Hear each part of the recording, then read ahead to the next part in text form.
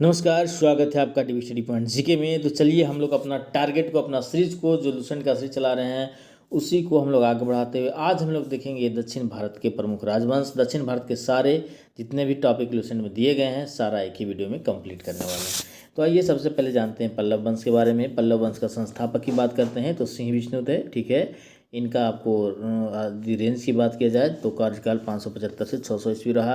राजधानी जो थी पल्लव की वो कांची थी, जो तमिलनाडु की कांचीपुरम में है। वैष्णव धर्म का वे अनुयायी थे। कीर्तार्जुनियम के लेखक जो थे वो भारवी सिंह विष्णु के दरबार में रहते थे। कीर्तार्जुनियम के जो लेखक थे भारवी, वो सिंह विष्णु के दरबार में रहते थे।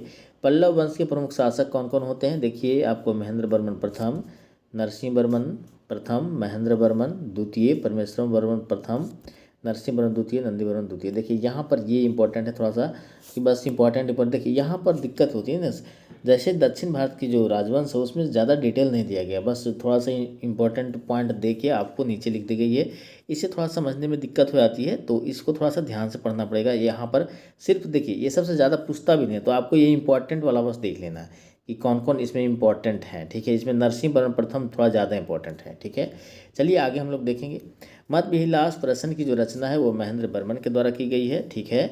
और यहाँ पर फिर देखिए आगे का पॉइंट है यहाँ पर कि महेंद्र वर्मन शुरू में जैन धर्म मतावलंबी थे, बाद में वो तमिल संत अप्पर के प्रभाव में आने के बाद जो है शैव बन जाते हैं।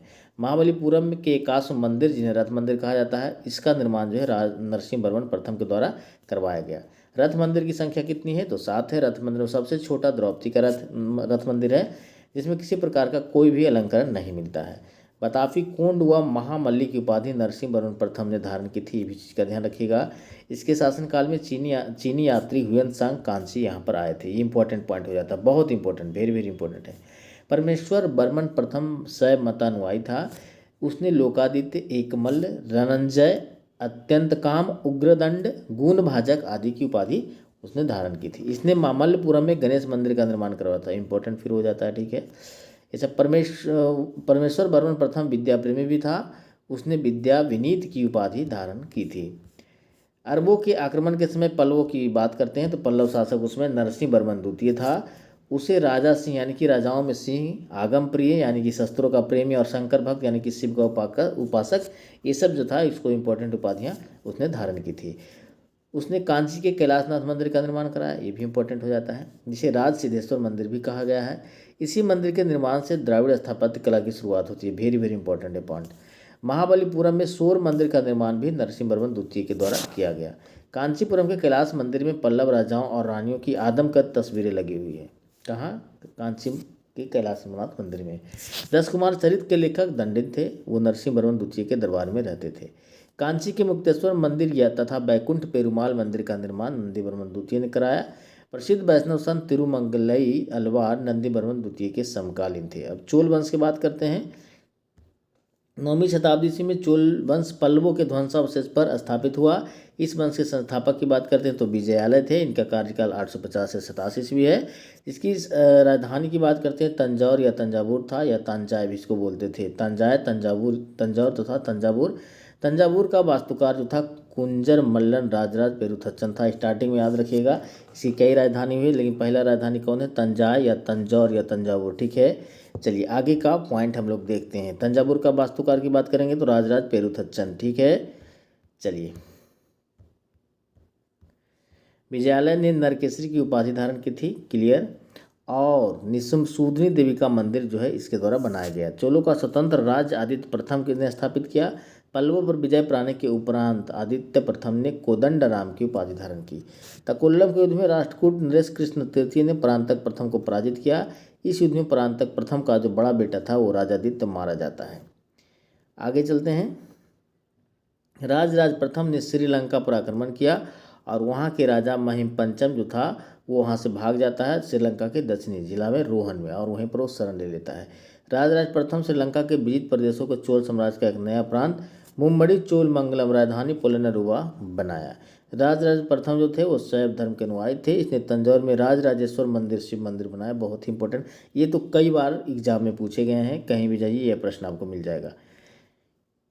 आगे का पॉइंट है आपको कि चोल साम्राज्य का सर्वाधिक विस्तार जो है राजेंद्र प्रथम के शासनकाल में होता है। बंगाल के पाल शासक महिपाल को उसने पराजित किया था और उसके बाद राजेंद्र प्रथम जो था वो गंगईकोंड चोल की उपाधि उसने धारण की थी। नवीन राजधानी गंगईकोंड चोलपुरम के निकट चोलगंगम नामक विशाल तालाब का निर्माण उसने करवाया था। चोल काल में भूमि के प्रकार देख लीजिए तो बेल्लन वगई ये जो था गैर ब्राह्मण किसान स्वामी की भूमि थी, ठीक है। ब्रह्मदेश तो ब्राह्मणों को उपहार में दी जाने वाली भूमि थी। सालाभोग किसी विद्यालय के रखरखाव के लिए वो भूमि थी। देवदानिया तिरुमट्टडकन्नी जो था वो मंदिर के उपहार में दी गई भूमि था। पलिचंदनम जैन संस्थानों को दान दी गई भूमि थी।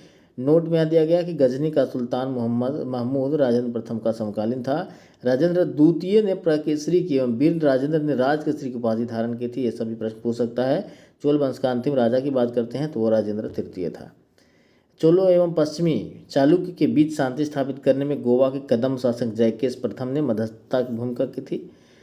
विक्रम चोल अभाव एवं अकाल से ग्रसित गरीब जनता से राजस्व वसूलकर चिदम्बरम मंदिर का निर्माण करवा रहा था। कुलोत्तुंग द्वितीय ने चिदम्बरम मंदिर में स्थित गोविंद राज जो कि विष्णु जी की मूर्ति थी वो समुद्र में फेंकवा दिया। कालांतर में मतलब बहुत समय बाद वैष्णव आचार्य रामानुजाचार्य ने उक्त मूर्ति का पुनरुद्धार किया और उसे तिरुपति के मंदिर में प्राण प्रतिष्ठित किया। चोल प्रशासन में भाग लेने वाले उच्च पदाधिकारियों को पेरुंद्रम कहा जाता था एवं निम्न श्रेणी के जो पदाधिकारी था उसे सेरुंद्रम कहा जाता था, ठीक है।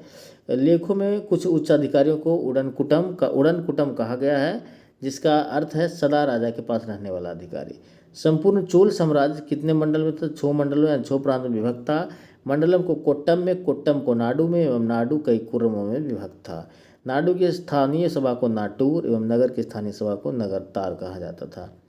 बेल्लाल जाति के धनी किसानों को केंद्रीय सरकार की देखरेख में नाडु के कामकाज में अच्छा खासा नियंत्रण हासिल था। उनमें से कोई धनी भूस्वामियों को चोल राजाओं के सम्मान के रूप में मुवेद वेलन 3 राजाओं की अपनी सेवाएं प्रदान करने वाला बेलनिया किसान अरैयार जो कि प्रधान था जैसे उपाधियां दी। उन्हें केंद्र में महत्वपूर्ण राजकीय पद सौंपे गए।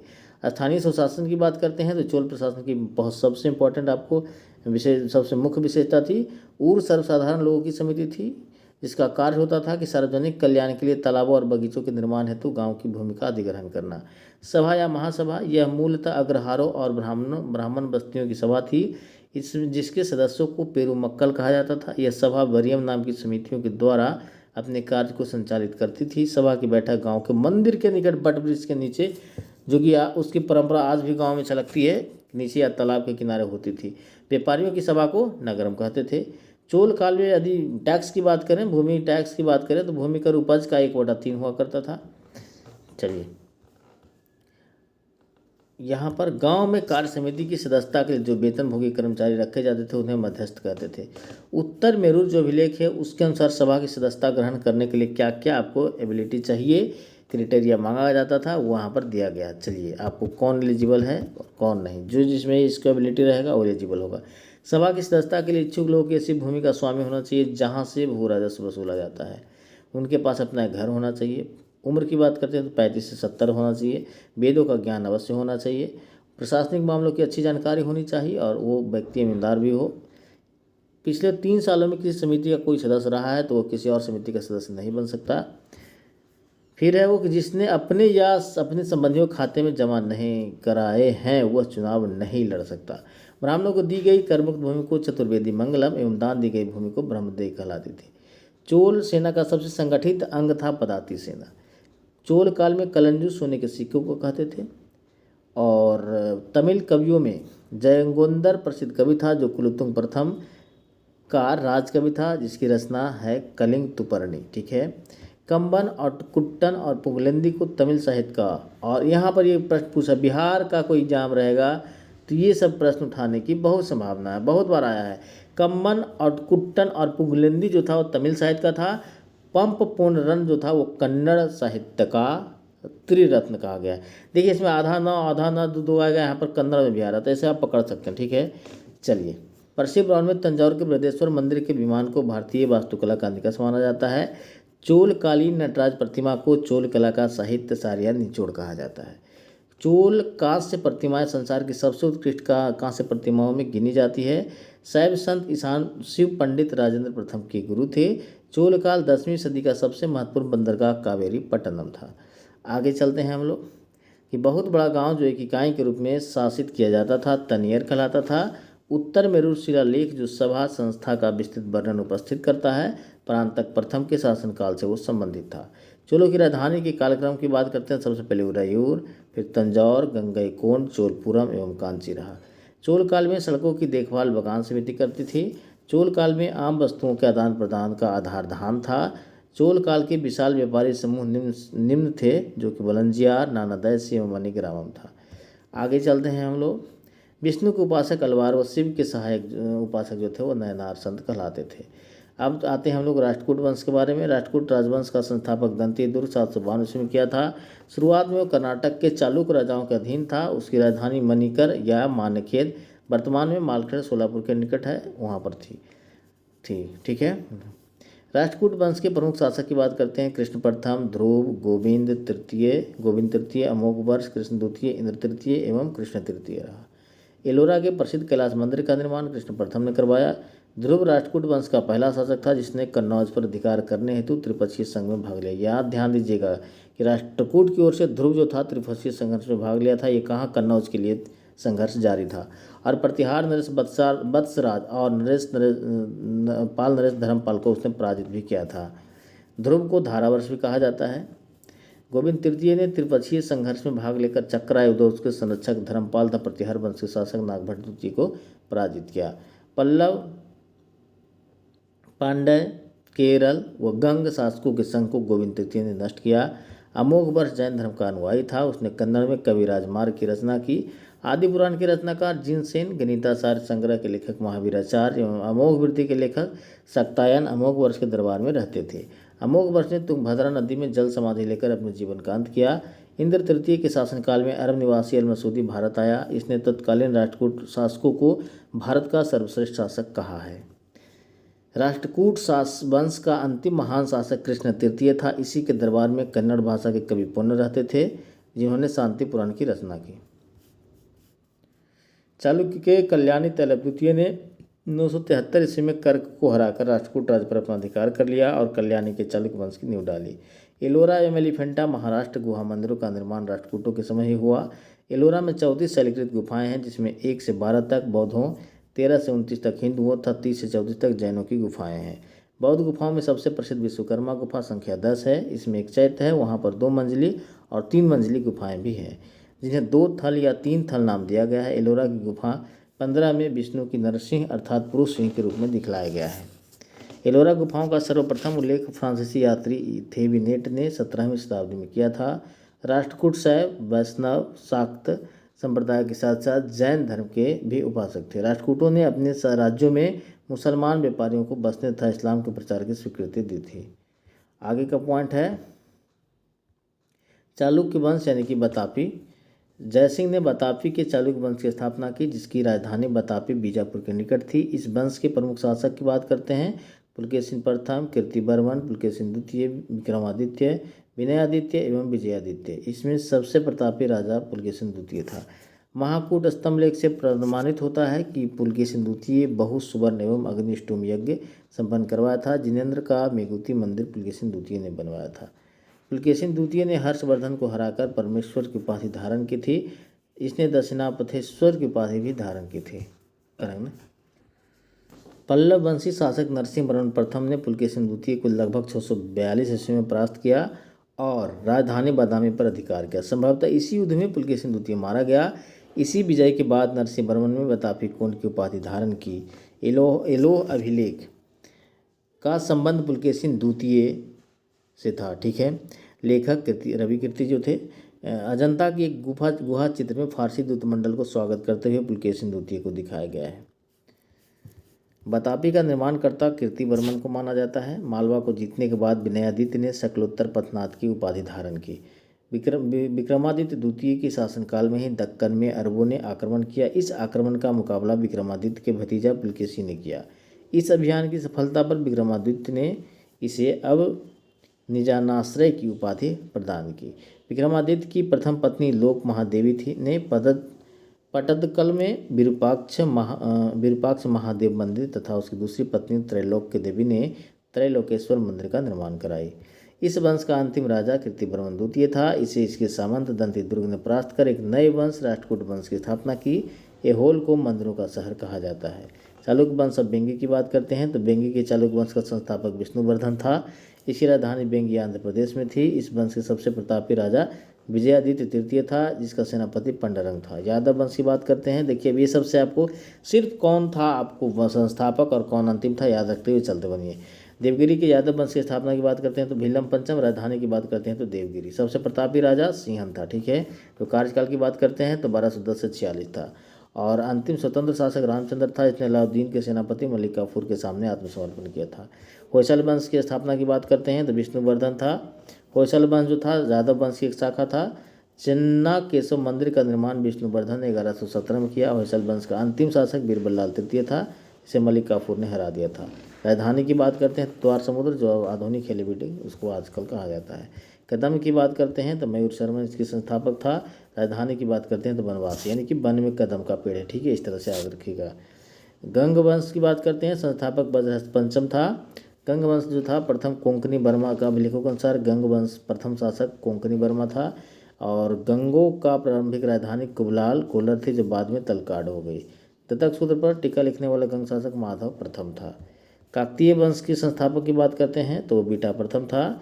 नलगोंडा हैदराबाद में एक छोटे राज्य का गठन किया। इसकी राजधानी अमकोंड थी। इस वंश का सबसे शक्तिशाली शासक की बात करते हैं तो गणपति था। रुद्रमा देवी गणपति की बेटी थी। रुद्रदेव महाराज के नाम ग्रहण कर इसने 35 वर्ष तक शासन किया था। गणपति अपनी राजधानी वारंगल में स्थापित कर ली थी। इस राजवंश के अंतिम शासक प्रतापरुद्र था। यदि कार्यकाल की बात करते हैं तो 1995 से 1323 ईस्वी था। सीमावर्ती राजवंशों का उदय की बात करते हैं। पालवंश। पालवंश का संस्थापक की बात करते हैं तो गोपाल 750 ईस्वी। बिहार के एक जामे सवानिक से भावना बहुत ज़्यादा है। इसकी राजधानी मुंगेर। पालवंश जो था बौद्ध धर्म का अनुयायी था। गोपाल उदयपुर विश्वविद्यालय की स्थापना किया था। और पालवंश का सबसे महान शासक की बात करते हैं तो धर्मपाल था। विक्रमशिला विश्वविद्यालय की स्थापना भी इसी ने की थी। कन्नौज के लिए त्रिपक्षीय संघर्ष में पाल वंश, गुर्जर प्रतिहार एवं राजपूत वंश था। इसमें पाल वंश की ओर से सर्वप्रथम धर्मपाल लड़ा था। इसके बारे में हम लोग पीछे भी पढ़े थे। 11वीं सदी के गुजराती कवि सोडल जो थे वो धर्मपाल को उत्तरापथ का स्वामी कहा था। और सोमपुर महाविहार का निर्माण धर्मपाल ने किया था। उदयपुरी जो कि बिहार में स्थित है, प्रसिद्ध बौद्ध मठ का निर्माण देवपाल ने करवाया। जावा के शैलेंद्र शासक बालदेव पुत्र जो था वो अनुरोध किया था देवपाल से कि वो नालंदा में एक बौद्ध विहार बनवाने के लिए उसे 5 गांव दान में दे, तो उसने दिया भी था। गौड़ रीति नामक साहित्यिक विद्या का विकास पाल शासकों के समय में हुआ। अब सेन वंश की बात करते हैं तो सेन वंश का संस्थापक जो था वो आपको सामंत सेन था। ठीक है, ये राढ़ में इसकी स्थापना की थी। इसकी राजधानी नदिया जो नखलौती आज बोला था वहाँ पर था। प्रमुख शासक की बात करते हैं विजय सेन, बल्लाल सेन और लक्ष्मण सेन था। सेन वंश का प्रथम स्वतंत्र शासक विजय सेन था, जो शैव धर्म का अनुयायी था। दान सागर एवं अद्भुत सागर नामक ग्रंथ की रचना सेन शासक बल्लाल सेन ने की थी। अद्भुत सागर को लक्ष्मण देव ने पूर्ण रूप दिया। लक्ष्मण सेन की राज्यसभा में गीत गोविंद के लेखक जयदेव, पवन दूत के लेखक धोई और ब्राह्मण सर्वस्व के लेखक हल्लायुद्ध रहते थे। हल्लायुद्ध लक्ष्मण सेन का प्रधान न्यायाधीश एवं मुख्यमंत्री था। विजय सेन ने देवपाड़ा में प्रद्युम्नेश्वर मंदिर, शिव की विशाल मंदिर की स्थापना की। सेन राजवंश प्रथम राजवंश था जिसका अपना अभिलेख सर्वप्रथम हिंदी में उत्कीर्ण है। Very very important. ठीक है, ये चीज़ को आपको ध्यान में रख लेना है कि आपको बताना होगा कि सबसे पहला लेख ऐसा अभिलेख बताइए जो हिंदी में है, तो वो जो अभिलेख किसके द्वारा बनवाया गया है, तो सेन राजवंश के द्वारा बनवाया गया है। ठीक है, लक्ष्मण सेन के द्वारा ही सेन राजवंश के द्वारा बनवाया गया है। लक्ष्मण सेन जो था वह हिंदू बंगाल का अंतिम हिंदू शासक उसे माना जाता है। अब कश्मीर के राजवंश की बात करते हैं तो कश्मीर प्रशासन करने वाला शासक कालक्रम से देख लेते हैं। कारकोट वंश, उत्पल वंश, लोहार वंश। 627 ईस्वी में दुर्लभवर्धन नामक व्यक्ति ने कश्मीर में कारकोट वंश हिंदू वंश की स्थापना की। ह्वेनसांग ने इसके शासनकाल में कश्मीर की यात्रा की। कारकोट वंश का सबसे शक्तिशाली राजा की बात करते हैं तो ललितादित्य मुक्तापीड़ था। कश्मीर का मार्तंड मंदिर का निर्माण जो है ललितादित्य मुक्तापीड़ के द्वारा करवाया गया। कारकोट वंश के बाद कश्मीर पर उत्पल वंश का शासन होता है और उसका संस्थापक जो था अवंती बर्मन था। अवंतीपुर नामक नगर की स्थापना जो है अवंती बर्मन ने की थी। अवंती बर्मन के अभियंता सुई ने सिंचाई के लिए नहरों का निर्माण करवाया। 980 ईस्वी में उत्पल वंश की रानी दिद्या एक महत्वाकांक्षी शासिका हुई। उत्पल वंश के बाद कश्मीर पर लोहार वंश का शासन हुआ। ठीक है, अब यहाँ पर देख लेते हैं कि लोहार वंश का जो संस्थापक था वो संग्राम राज था। संग्राम राज के बाद अनंत राजा हुआ। इसकी पत्नी सूर्यमती ने प्रशासन को सुधारने में उसकी सहायता की। आगे का देखते हैं। लोहार वंश का शासक हर्ष विद्वान कवि तथा कई भाषाओं का ज्ञाता था। कलहन जो था हर्ष का आश्रित कवि था। जय सिंह लोहार वंश का अंतिम शासक था। इसने 1128 ईस्वी से 1155 ईस्वी तक शासन किया।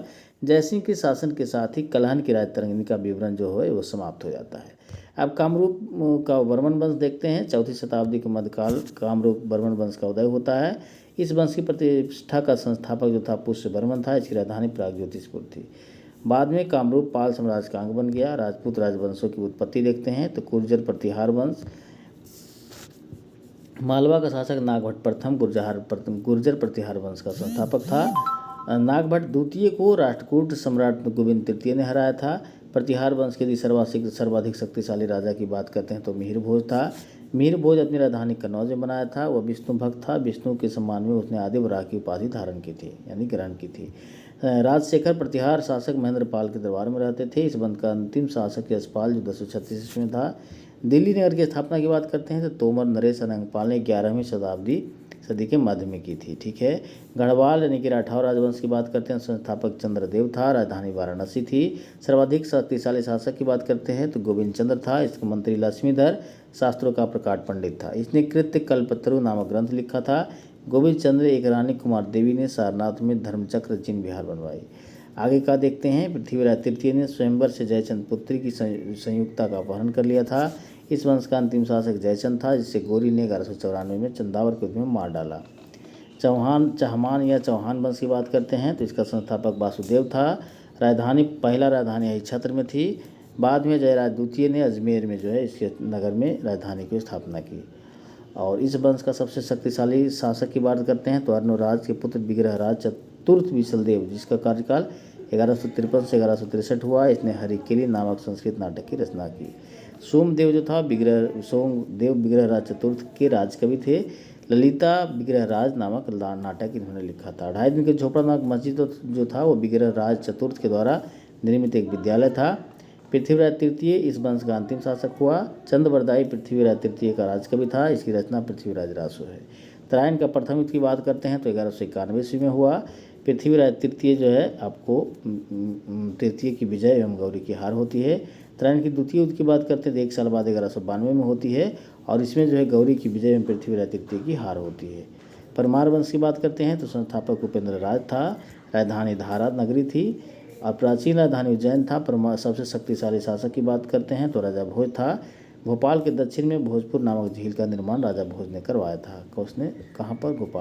भोजपुर नामक झील, ठीक है, जो कि भोपाल के दक्षिण में पड़ता है। इसी का भी ध्यान रखिएगा। नरधीर चरित के लेखक श्री हर्ष एवं प्रबंध चिंतामणि के लेखक मेरुतुंग थे।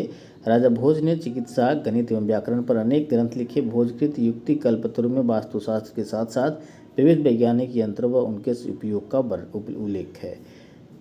नावशास्त्र के चरित्र के रचयिता जो थे पद्मगुप्त, 10 रूपक के रचयिता धनंजय, धनिक, हल्लायुध एवं अमित गति जैसे विद्वान वाक्यपति मुंज के दरबार में रहते थे। कविराज की उपाधि से विभूषित शासक राजा भोज था। भोज ने अपनी राजधानी सरस्वती मंदिर का निर्माण करवाया था। मंदिर परिसर में संस्कृत विद्यालय भी खोला गया था। राजा भोज के शासनकाल में धारा नगरी विद्या व विद्वानों का प्रमुख केंद्र हो गया था, केंद्र थी। इसने चित्तौड़ में त्रिभुवन नारायण मंदिर का निर्माण करवाया। भोजपुर नगर की स्थापना राजा भोज ने की थी। और परमार वंश के बाद तोमर वंश, उसके बाद चौहान वंश का और अंततः 1297 में अलाउद्दीन खिलजी के सेनापति नुसरत खां और उलूग खां ने मालवा पर अधिकार कर लिया। अब चंदेल वंश की बात करते हैं तो प्रतिहार साम्राज्य के पतन के बाद बुंदेलखंड की भूमि पर चंदेल वंश की स्वतंत्र राजनीतिक इतिहास शुरू होता है। बुंदेलखंड का प्राचीन नाम जिजाक भुक्ती है। चंदेल वंश का संस्थापक की बात करते हैं तो नन्नुक, जो कि 831 ईस्वी में था। इसकी राजधानी खजुराहो थी। प्रारंभ में जो राजधानी थी वो कालिंजर महोबा थी। राजा धंग ने अपनी राजधानी कालिंजर से खजुराहो में स्थानांतरित की। चंदेल वंश का प्रथम स्वतंत्र और सबसे प्रतापी राजा की बात करते हैं तो यशोवर्मन था। यशोवर्मन जो है कन्नौज पर आक्रमण कर प्रतिहार राजा देवपाल को हराया और उसने एक विष्णु की प्रतिमा प्राप्त की जिसे उसने खजुराहो के विष्णु मंदिर में स्थापित किया। धंग ने जिननाथ विश्वनाथ बैद्यनाथ मंदिर का निर्माण करवाया। कंदरिया महादेव मंदिर का निर्माण धंग देव द्वारा 999 ईस्वी में किया गया। धंग ने गंगा जमुना के संगम में शिव की आराधना करते हुए अपने शरीर का त्याग किया। चंदेल शासक विद्याधर ने कन्नौज के प्रतिहार राज्यपाल की हत्या कर दी क्योंकि उसने महमूद के आक्रमण का सामना किए बिना ही आत्मसमर्पण कर दिया था। विद्याधर ही एक अकेला ऐसा भारतीय नरेश था जिसने महमूद गजनी की महत्वाकांक्षाओं का सफलतापूर्वक प्रतिरोध करता है। क्या चंदेल शासक कीर्तिवर्मन की राज्यसभा में रहने वाले कृष्ण मिश्र ने प्रबोध चंद्रोदय की रचना की। इन्होंने महोबा के समीप कीर्ति सागर नामक जलाशय का निर्माण किया। आल्हाउदल नामक 2 सेनानायक परमर्दित देव के दरबार में रहते थे जिन्होंने पृथ्वीराज चौहान के साथ युद्ध करते हुए अपनी जान गंवाई थी। चंदेल वंश का अंतिम शासक की बात करते हैं तो परमर्दित देव ने 1202 ईस्वी में कुतुबुद्दीन ऐबक की अधीनता स्वीकार कर ली। इस पर उसके मंत्री अजय देव ने उसकी हत्या कर दी। सोलंकी वंश और गुजरात के चालुक्य वंश देखते हैं तो सोलंकी वंश का संस्थापक मूलराज प्रथम था। राजधानी हिड़वाड़ थी और मूलराज प्रथम शैव धर्म का अनुयायी था। भीम प्रथम के शासनकाल में महमूद गजनी ने सोमनाथ मंदिर पर आक्रमण किया था। भीम प्रथम ने सामंत बिमल ने आबू पर्वत पर दिलवाड़ा प्रसिद्ध जैन मंदिर का निर्माण करवाया था। सोलंकी वंश का प्रथम शक्तिशाली शासक की बात करते हैं तो जयसिंह सिद्धराज था। प्रसिद्ध जैन विद्वान हेमचंद्र जयसिंह सिद्धराज के दरबार में रहते थे। माउंट आबू पर्वत राजस्थान पर एक मंडप बनाकर जयसिंह सिद्धराज ने अपने 7 प्रौद्योगिकी गजारोही मूर्तियों की स्थापना की थी। और मुढेरा के मंदिर जो है सूर्य मंदिर का निर्माण सोलंकी राजाओं के शासनकाल में हुआ था। सिद्धपुर में रुद्र महाकाल के मंदिर का निर्माण जयसिंह सिद्धराज ने किया था। सोलंकी शासक कुमारपाल जैन मतानुयायी था। वो जैन धर्म का अंतिम राजकीय प्रवर्तक के रूप में प्रसिद्ध है। सोलंकी वंश का अंतिम शासक की बात करते हैं तो भीमदूत कौन था तो भीमद्वितीय था। ठीक है, इस चीज़ का भी याद रखिएगा, भीमद्वितीय। ठीक है, भीमद्वितीय जो था आपको एक सामंत लवन प्रसाद गुजरात में बघेल वंश की स्थापना उसने की थी। क्लियर। आगे का पॉइंट देखते हैं। बघेल वंश का कर्ण द्वितीय गुजरात का अंतिम हिंदू शासक था। इसने अलाउद्दीन खिलजी की सेना का मुकाबला किया था। अगला पॉइंट हम लोग देख लेते हैं कलचुरी यानी कि कलचुरी या चेदी राजवंश। कलचुरी वंश का जो संस्थापक था कोक्कल था। राजधानी त्रिपुरी थी। एक शक्तिशाली शासक इसमें गंगा देव था जिसने विक्रमादित्य की उपाधि धारण की थी। पूर्व मध्यकाल में जो है स्वर्ण सिक्कों के विलुप्त हो जाने के पश्चात इन्होंने सर्वप्रथम इसे प्रारंभ करवाया। कलचुरी वंश का सबसे महान शासक कर्णदेव था। ठीक है, इसने कलिंग पर विजय प्राप्त किया और त्रिलिंगाधिपति की उपाधि धारण की। प्रसिद्ध कवि राजशेखर कलचुरी के दरबार में रहते थे। अब सिसोदिया वंश की बात करते हैं तो सिसोदिया वंश का शासक अपने को सूर्यवंशी कहा करते थे जो मेवाड़ पर शासन करते थे। मेवाड़ की राजधानी चित्तौड़ थी। इतनी अपनी विजयों के उपलक्ष्य में विजय स्तंभ का निर्माण राणा कुंभा ने चित्तौड़ में करवाया। खतौली का युद्ध 1518 में राणा संगा इब्राहिम लोदी के बीच हुआ था। ठीक है, तो ये था आपको इम्पॉर्टेंट पूरी तरह से आपको एक कंपाइलेशन था आपको दक्षिण भारत के इतिहास का टोटल टॉपिक जो लेसन दिया होगा। अब जो है ये पूरा कंप्लीट हो गया है। तो आज का वीडियो समाप्त करते हैं। यदि आपको वीडियो अच्छा लगा वीडियो को लाइक कीजिए, चैनल को सब्सक्राइब करके बेल आइकन दबाना ना भूलें ताकि इस तरह का डेटा को मिलते रहेगा। फिर मिलेंगे नेक्स्ट क्लास में, तब तक थैंक यू, जय हिंद।